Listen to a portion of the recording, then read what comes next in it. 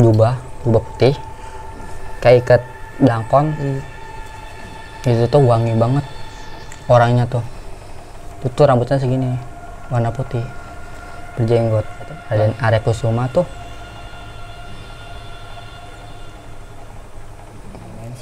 Kata teman saya, ngerasain.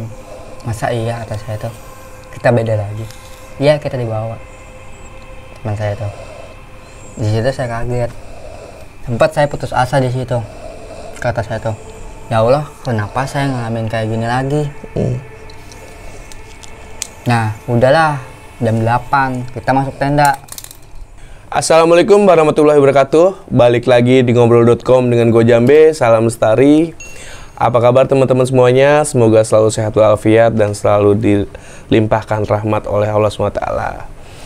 Oke teman-teman, pada kesempatan kali ini gue udah berkunjung ke rumah salah satu narasumber kita di daerah Kerawang ya? Iya, di daerah Kerawang. Dan sekarang ada Bang Haris. Apa kabar Bang? Baik Bang. Alhamdulillah. Jadi alhamdulillah banget kita sampai sini selamat, nggak ada masalah apapun. Cuman memang tadi sempat dijemput lah ya. Emang ada sedikit gangguan. Iya. Dan alhamdulillah lancar semua sampai sini gitu. Dan pada kesempatan kali ini Bang Haris punya cerita nih teman-teman tentang seputar gunung juga sih. Dan gunung mana Bang kalau betul? Gunung Cikur pas kita mau camping. Pas mau camping lah ya. Mau camping bukan mendaki. Mendaki ya? Bukan. Jadi camping aja. Camping aja, refreshing. Oke. Nah, sedikit aja nih Bang. Ada apa sih Bang di Gunung Cikur itu? Cuman yang saya tahu ya Bang di situ tuh itu kita didatangin sama sosok ular.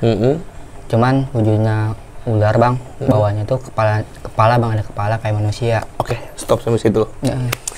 Jadi gitu teman-teman, bagaimana lengkap ceritanya? Sebelumnya buat teman-teman jangan lupa subscribe, like, komen buat ngobrol.com. Semoga ngobrol.com semakin baik lagi ke depannya. Dan tanpa berlama-lama nih, kita langsung dengerin aja cerita dari Bang Haris. Anak putu dan istana marang wong tuwa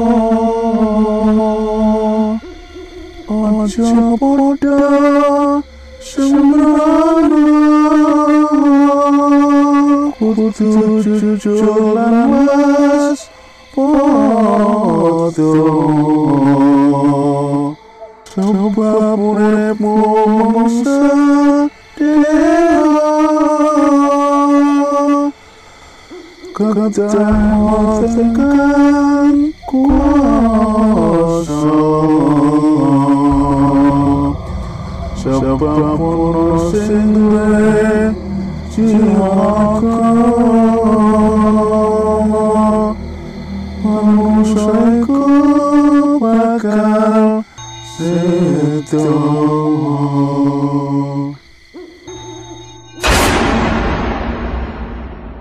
Oke teman-teman, kita langsung dengerin aja cerita dari Bang Haris. Gimana tuh Bang ceritanya awalnya? Jadi ceritanya gini Bang, waktu sebelum kita mau berangkat tuh, kan kita kan posisinya kan saya kan lagi kerja di sebuah PT. Nah pas saya di kontrakan tuh, pas malamnya tuh saya dimimpiin. Jadi dimimpiin tuh disuruh datang ke Gunung Cikur. Nah pas gitu tuh saya dimimpi tuh sama ada sosok kakek-kakek. Kata saya tuh ya udah mikir itu mungkin dulu saya. Nah pas di situ tuh di mimpi tuh disuruh ke Gunung Cikur tuh pengen ketemu sama sosok yang di situ, dijelasinnya gitu. Nah udah gitu tuh saya pulang ke rumah, itu dadakan Bang. Itu tuh saya bilang sama teman saya. Nah bilang sama teman saya bilang gini, ke Gunung Cikur yuk. Kata teman saya, kok dadakan? Itu sekitar jam 1 siang sore. Oh, sore. Mau jam sore jam 1 udah adaan inilah Zuhur. Nah udah di situ teman saya bilang gini, ya saya juga dimimpiin. Jadi itu ada chemistry saya sama teman saya gitu. Kalau boleh tahu temennya namanya siapa nih Bang? Namanya tuh ya panggilannya ya. Itu tuh saya biasa manggilnya tuh bos. Oke, si bos gitu, ngimpi si yang bos. sama nih. Mimpinya yang sama. Oke. Katanya dia bilang ke saya gini, saya dimimpiin, cuman gak diwujudin sama kakek itu. Saya dimimpiin tuh di sana tuh kamu masuk ke sumur. saya disuruh masuk katanya. Mungkin ada apa katanya. Nah di situ tuh lah udah kita beres-beres, cuman kita tuh persiapannya cuman seadanya. Kita kan dadakan ya. Ya kita cuman seadanya, cuman bawa alat camping sama senter. Udahlah kita berangkat sekitar jam 2 siang. Nah udah gitu kita berangkat itu pakai motor. Nah udah berangkat tuh motor saya tuh mogok bang di deket mau arah ke ini apa sih Tanjung Pura. Nah udah gitu tuh udah mogok, itu tuh posisi tuh mesin nyala tapi nggak mau jalan, kayak ditahan gitu. Oh iya terus. Nah pas udah gitu saya buat baca apa ya kayak bismillah gitulah, baca alhamdulillah kata teman saya maju lagi jalan lah, nggak ada apa-apa bang. Nah udah gitu tuh sampailah kita di perbatasan Jonggol, itu sekitar mau maghrib. Nah udah di masuk ke Jonggol ada perdesaan, itu tuh nggak tahu perdesaan apa ya, itu tuh kita dihadang sama sosok cewek. Sosok ceweknya ya kita itu tuh ngebelakangin kita, tapi pakaiannya tuh bang kayak pakaian kebaya gitu, cuman nggak tahu mukanya karena posisinya belakangin. Kata teman saya kita udah dihadang. Nah disitulah saya bilang sama teman saya, lanjut nggak? Bismillah aja lanjut, kata teman saya juga bang ya gitulah, kayak ngerasa paham ya. Nah udah gitu kita jalan lagi mau ke arah Pengkolan ke Gunung Cikur. Itu tuh jarak ke gunung tuh masih jauh banget bang, ada sekitar 4 jaman lebih lah kalau bahasa ininya mah. Nah di situ tuh kita dihadang tuh ada kayak apa sih, kayak tempat wisata. Itu kan bagus banget tempat wisatanya tuh, itu sekitar jam 8 nyampe tempat wisata itu. Itu tuh ada sosok cewek yang waktu barusan. Oh yang tadi ngadang di jalan? Iya, itu sosoknya tuh datang lagi. Cuman itu dia tuh depanin saya sambil gini, sambil senyum. Oh ini mukanya kelihatan? Senyum. Cuman sosoknya tuh bang cantik banget. Cuman kayak orang bule bang. Nah teman saya juga lihat. Nah saya sudah senyum gini langsung ke depan, langsung ngebelakangin saya, langsung terjun ke bawah. Nah di situ saya berhenti dulu sama teman saya, ngecek keadaan.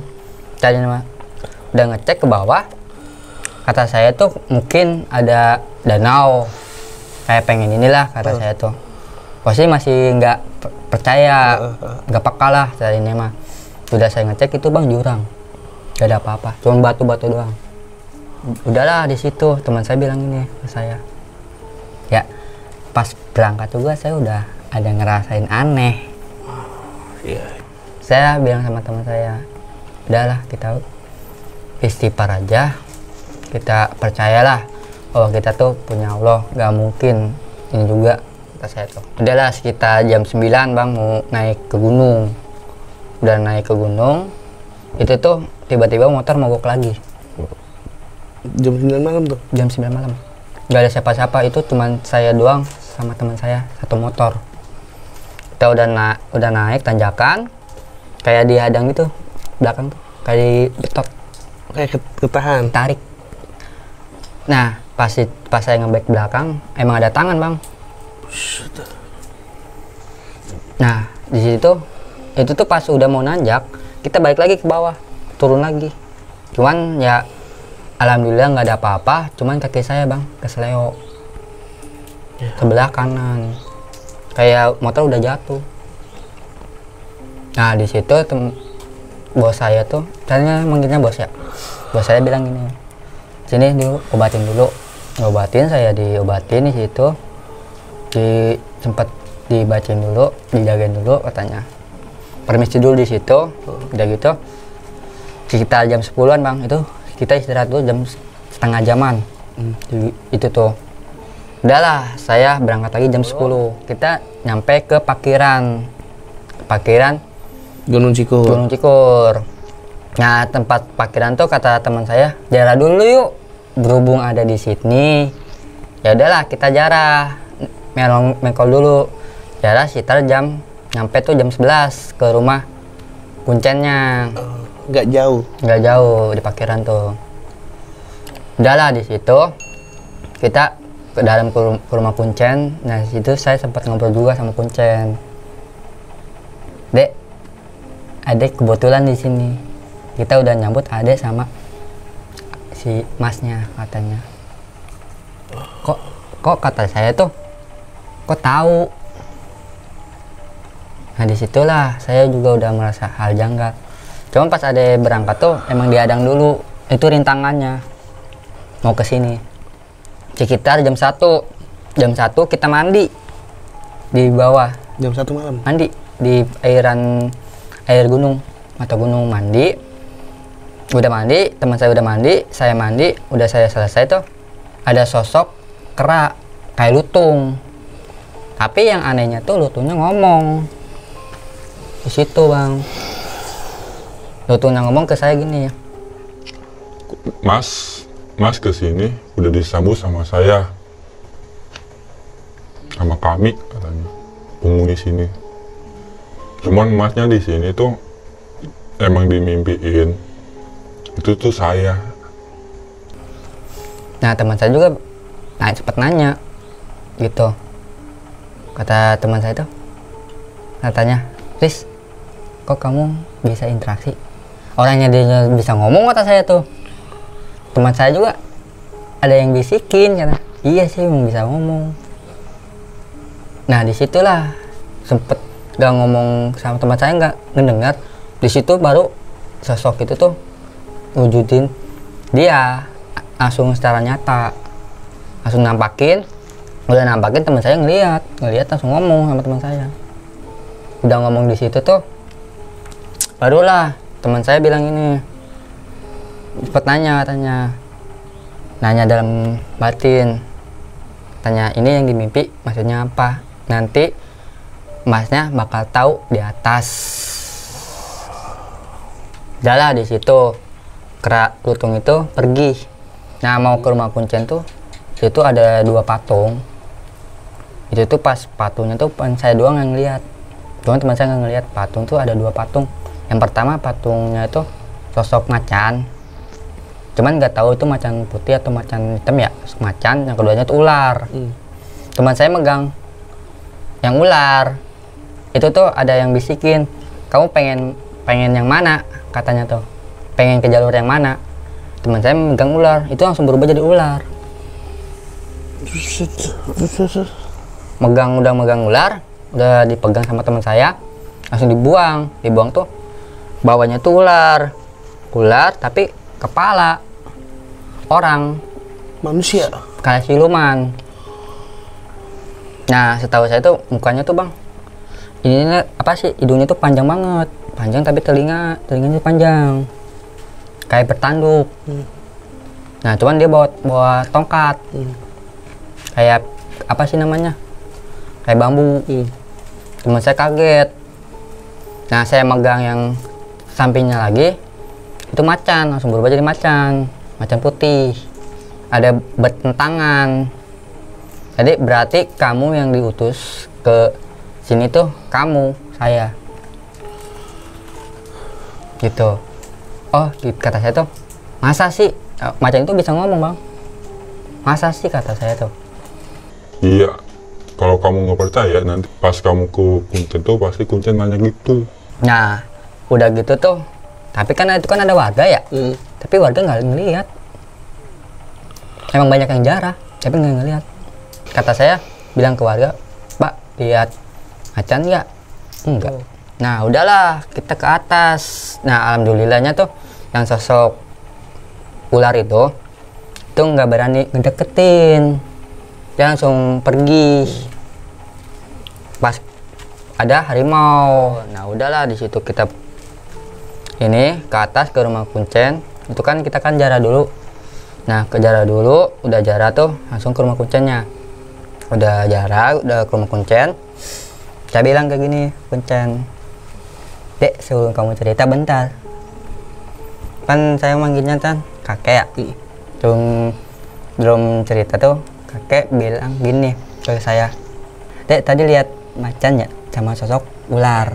Saya bilang, iya Pak, kok tahu? Iya, emang di situ penghuni situ. Jadi udah menyambut kalian berdua. Saya udah ini disuruh ke makam paling atas. Udah kita ke makam itu sekitar jam 2 malam ya. Jam 2 malam udah kita jarak tuh, kan ada sumur. Nah di situ tuh ada yang bisikin di makam, ada yang bisikin. Cuman pas kita mau pulang, mau pergi, udah gini nih ya kakinya tuh. Nah sosok tangan tuh muncul. Jadi ada apa yang bolong gitu bang di makam tuh, sosok tangan muncul, satu tangan. Nah cuman tangannya tuh bisa ngomong, katanya kalian berdua harus ke sumur. Kata saya tuh, ngapain kamu ngomong ke saya, kan teman saya ngomong ke saya. Lah enggak, itu ada yang bisikin, gimana? Yaudah ikutin aja. Kita ngikutin, tapi pas saya ngeliat belakang lagi bang, itu sosok tangan itu ke bawah lagi. Nah udahlah kita ke sumur. Ke sumur itu ada yang ngasih arahan, kamu masuk. Ini kata teman saya, yang masuk siapa? Dia yang pakai jaket. Saya pakai jaket ya, jaket ini. Nah sudah gitu, kamu kali. Kata saya tuh, buset. Ini kalau kita masuk, kalau saya masuk ke sumur, kayak saya nggak mau ini lagi, saya nggak bisa berenang. Udah kamu masuk aja. Ada yang bisikin. Teman saya juga dengar. Ya udahlah, kata saya tuh. Terpaksa saya masuk. Sumur langsung nyemplung tuh. Udah nyemplung tuh bang, saya nggak merasa basah. Ada cahaya putih bang. Di dalam tuh ada cahaya putih. Ngikutin cahaya putih masuk. Itu tuh masuk ke dimensi lain. Teman saya nunggu di atas. Itu pas masuk ke dimensi lain tuh ngerasain gini. Teman saya tuh bilang, kalau kamu nanti pas sebelum masuk sumur ya, kalau kamu kenapa-napa, saya nunggu di sini bakal tetap stay. Nah saya tahu kamu tuh udah pasti mimpi emang kamu dulu, katanya. Saya masuk tuh, itu tuh saya disambut sama jubah putih kayak ikat belangkon. Itu tuh wangi banget orangnya tuh. Itu rambutnya segini, warna putih, berjenggot, ganteng lah, ganteng banget, wangi atas itu. Saya salaman sama dia tuh, bilang gini, Assalamualaikum. Dia jawab, Waalaikumsalam. Dia bilang gini, Nas, saya nyambut kalian di sini. Kata saya tuh apa? Saya tuh jawab sambil data tuh, sampai kaget kan di situ. Karena kamu diutus di sini, di dalam mimpi kamu disuruh ke sini, makanya pas di mimpi tuh kamu harus ke sini. Kalau kamu nggak ke sini, kamu bakal celaka. Nah disitulah dia ngenalin diri. Saya Raden Arya Kusuma. Kata saya tuh Raden Arya Kusuma tuh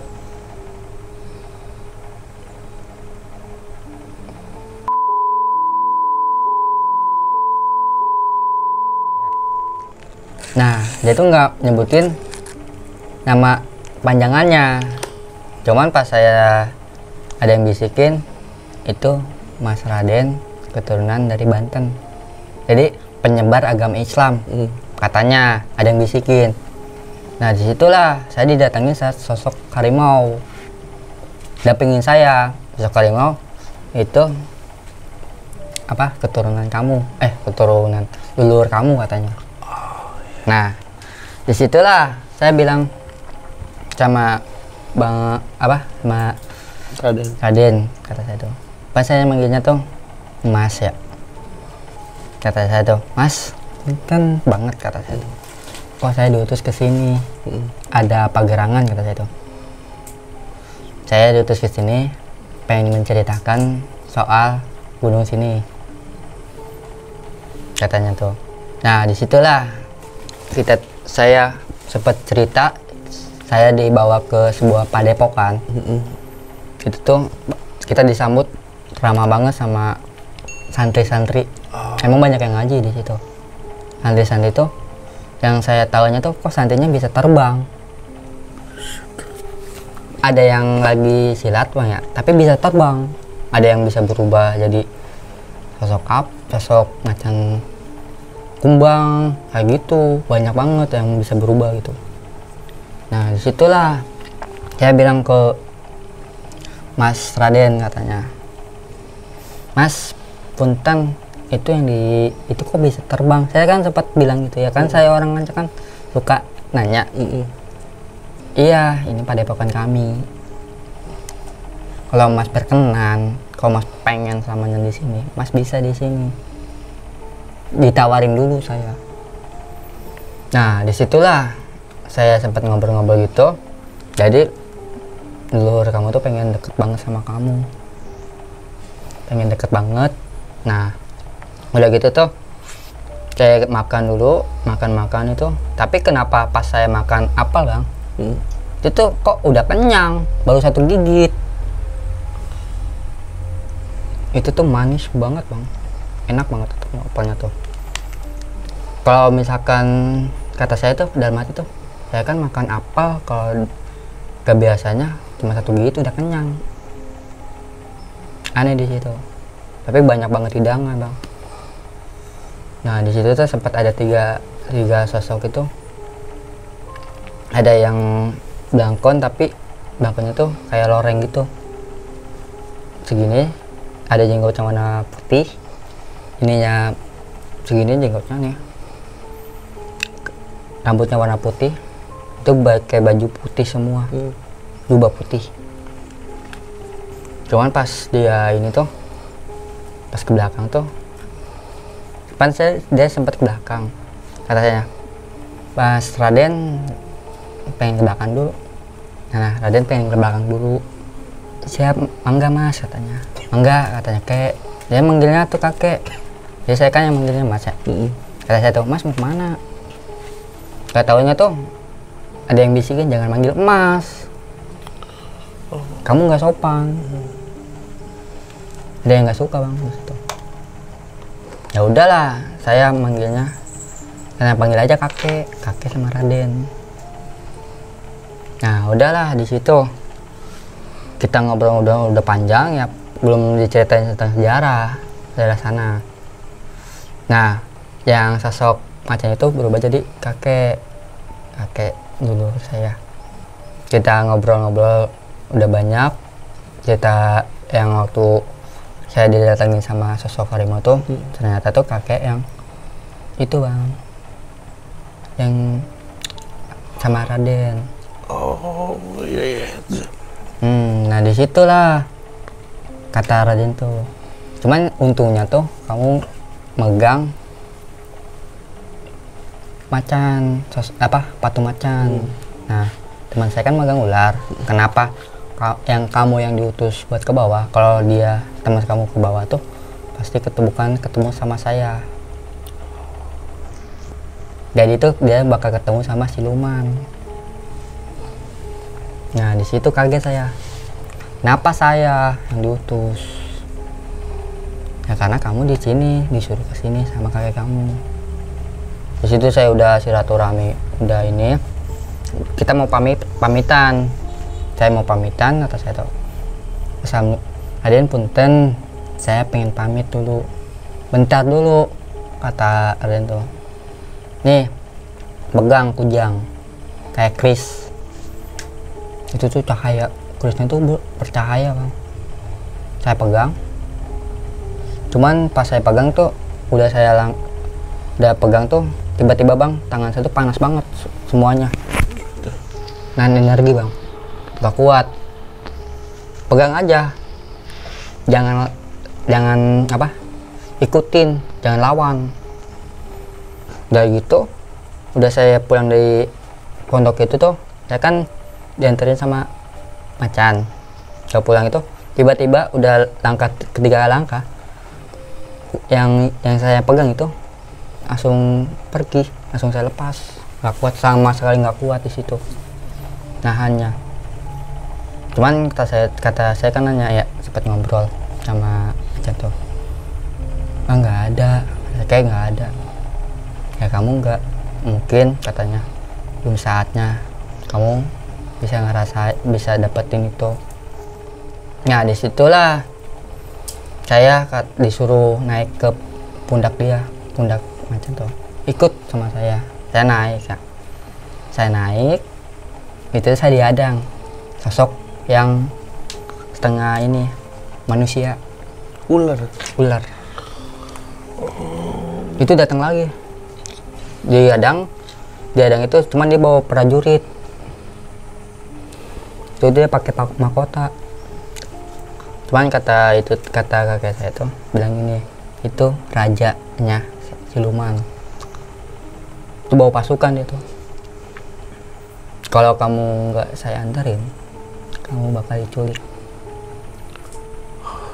Udahlah, saya pulang tuh nerobos. Cuman yang sosok itu tuh nggak berani ini, soalnya kan kita dikawal 2 sosok. Jadi Macan Putih itu ada 2 bang ngawal kita. Tiba-tiba bang, saya tuh ini, teman saya kan di depan sumur ya, saya di belakang nepak ini. Kok kamu ada di belakang, bukannya kamu di bawah, tanya. Saya tuh di situ nggak sadar, udah nggak sadar. Tiba-tiba ada di sini lah, kata saya tuh saya kan di bawah. Teman saya kaget, kamu ngagetin saya aja, kamu kan di bawah. Karena dia nungguin lu dari tadi kan. Nungguin gua bang. Udahlah, kita mau ke rumah Kuncen. Habis gua ke rumah Kuncen, gua mau pamitan bang. Kata Kuncennya tuh bilang gini, jangan dulu, kita ngaji dulu. Nah gue kan berangkat kan hari Rebo ya. Nah pas di sana kan malam Kamis. Bentar ngaji dulu. Nah di situ tuh pas malam Kliwon bang. Bentrokan sama malam Kliwon. Ngaji dulu katanya. Itu sekitar mau subuh bang. Oh jam-jam 4:30 lah ya. 4:30. Itu tuh gua tuh di sumur itu sekitar 2 jaman lah di situ. Itu jam mau tengah 5 tuh, jam 4 lebih lah. Itu tuh disuruh ngaji sama teman saya, ngaji. Kita ngaji dulu di area setempat. Udah ngaji ke rumah Kuncen, itu sama Kuncen juga ngaji. Udahlah di situ saya buat pamit.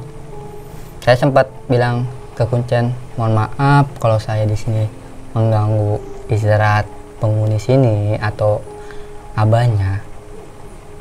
Saya di situ udah bilang abah bang, nggak bilang kakek lagi.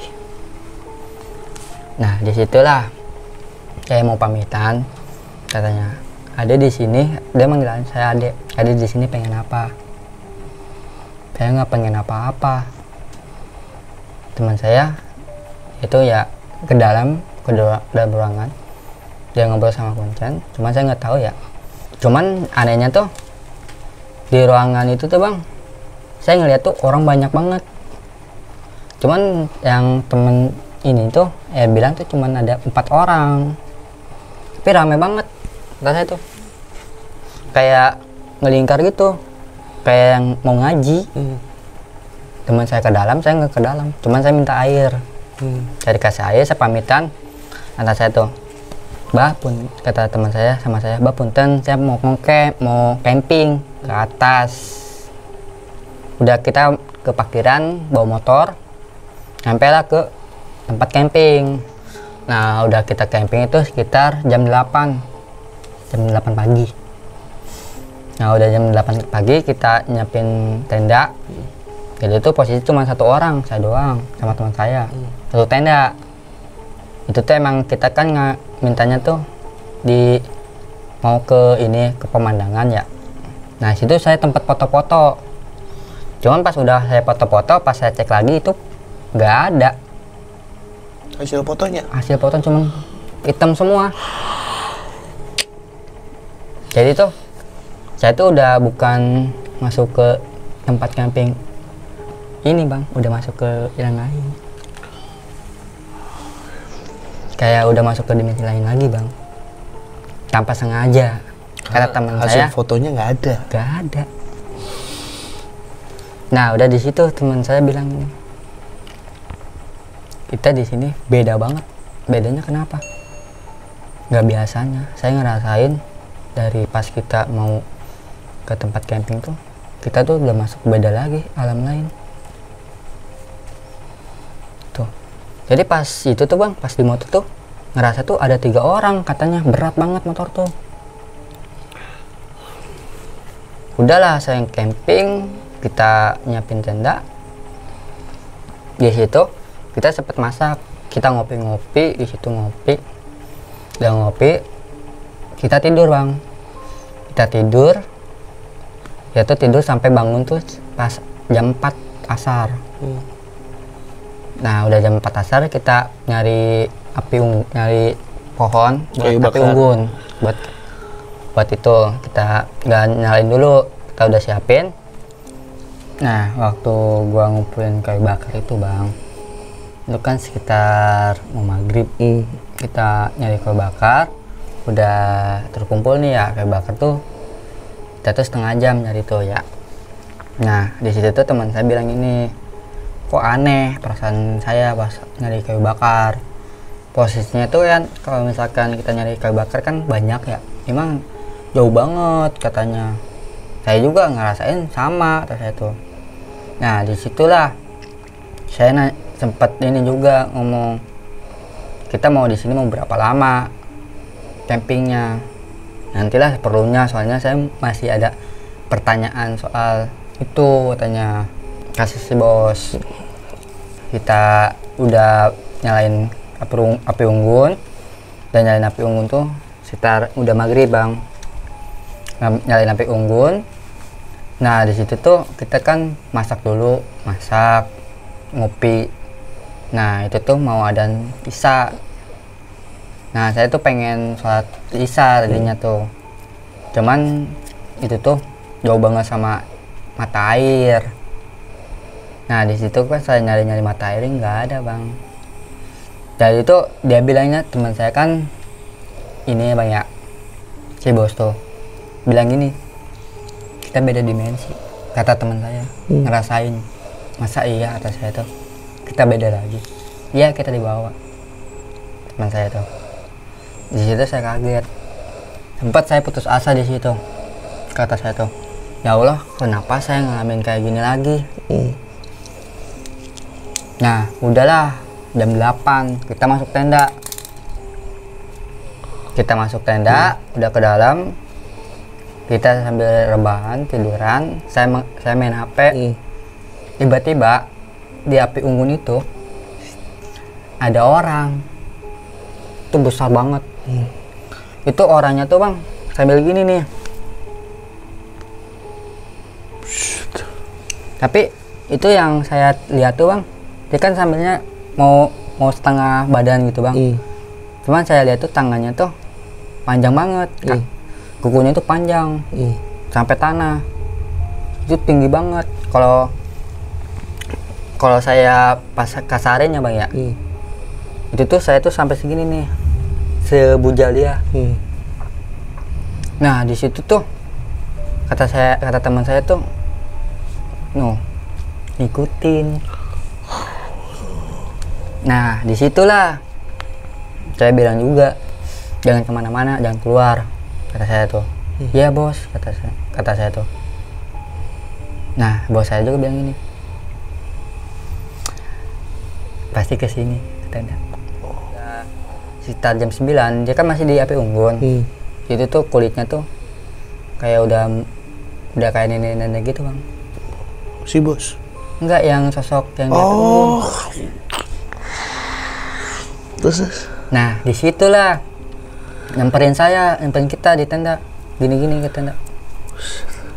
Bener kata si bos tadi ya? Iya, itu tuh saya lihat tuh ininya apa sih, kukunya itu panjang banget sampai bawah ke tenda. Nah cuman dia ada taring, itu tuh mukanya tuh serem banget. Cuman yang saya lihat tuh mukanya tuh kulitnya tuh pada udah kayak nenek-nenek kayak gitu. Cuman yang saya lihat tuh bertaring, mukanya tuh hancur banget. Itu tuh rambutnya tuh panjang Bang. Itu besar banget. Cuman yang aneh nggak berbulu. Gimana? Ini udah goyang-goyang kayak gini.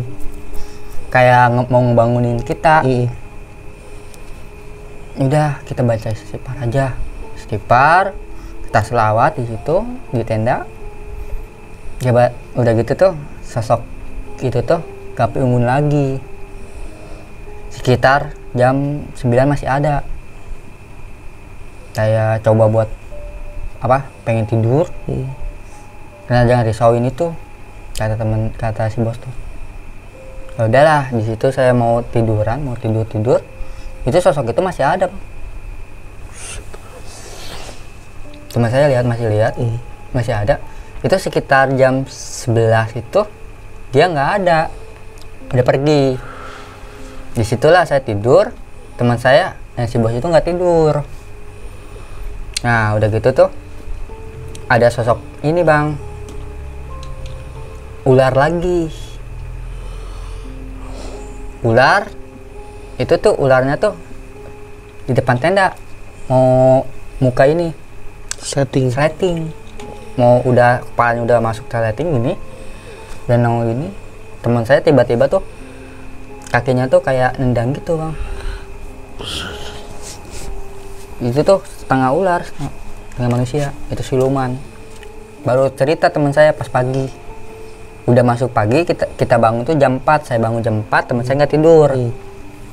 Kata teman saya, kita sholat subuh dulu. Ya udahlah, kita sholat subuh.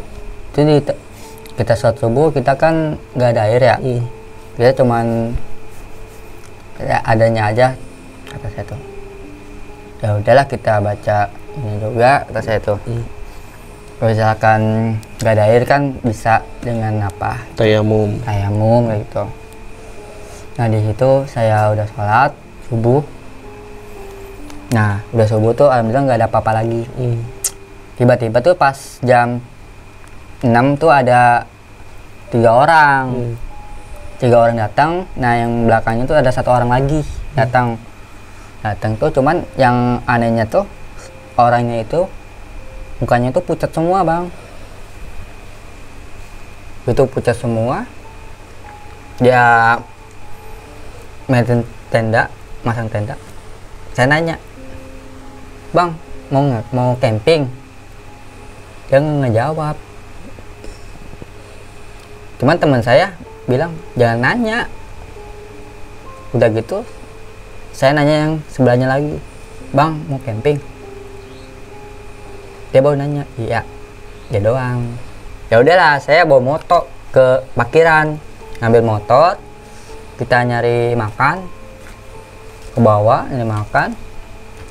Udah nyari makan tuh sekitar itu yang saya aneh itu 4 jam Bang. Setahu saya tuh pas kita berangkat tuh cuman 2 jam dari situ. Kenapa 4 jam? Kita ke warung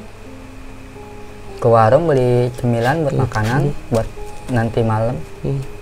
Saya nanya sama teman saya, mau pulang atau nginep lagi?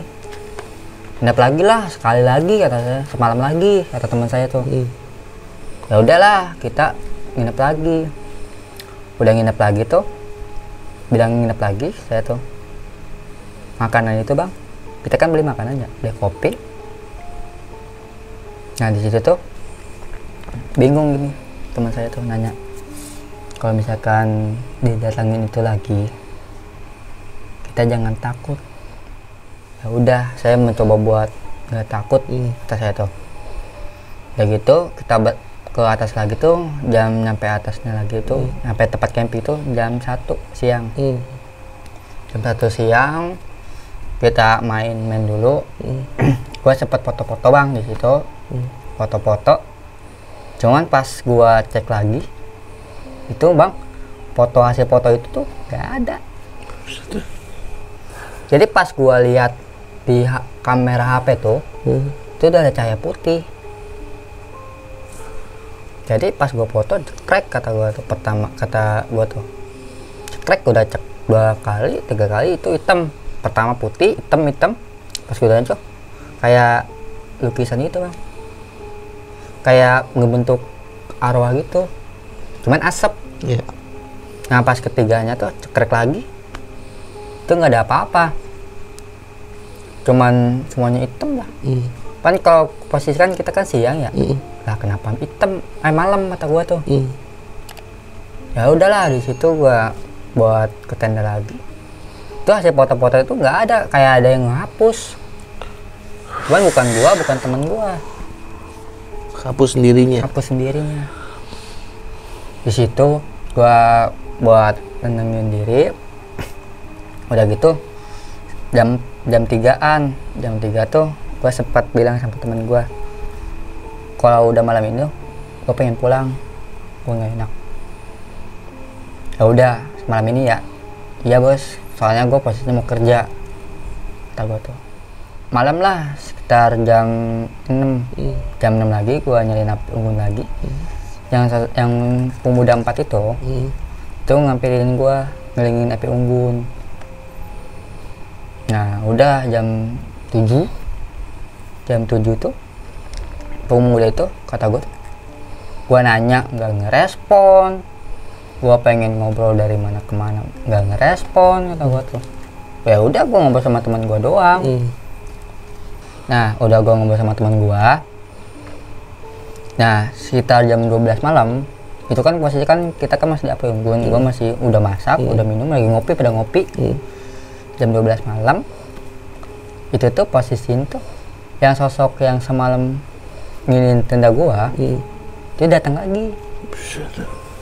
Itu samping gua bang, tuh jelas banget bang mukanya, semuanya tuh jelas.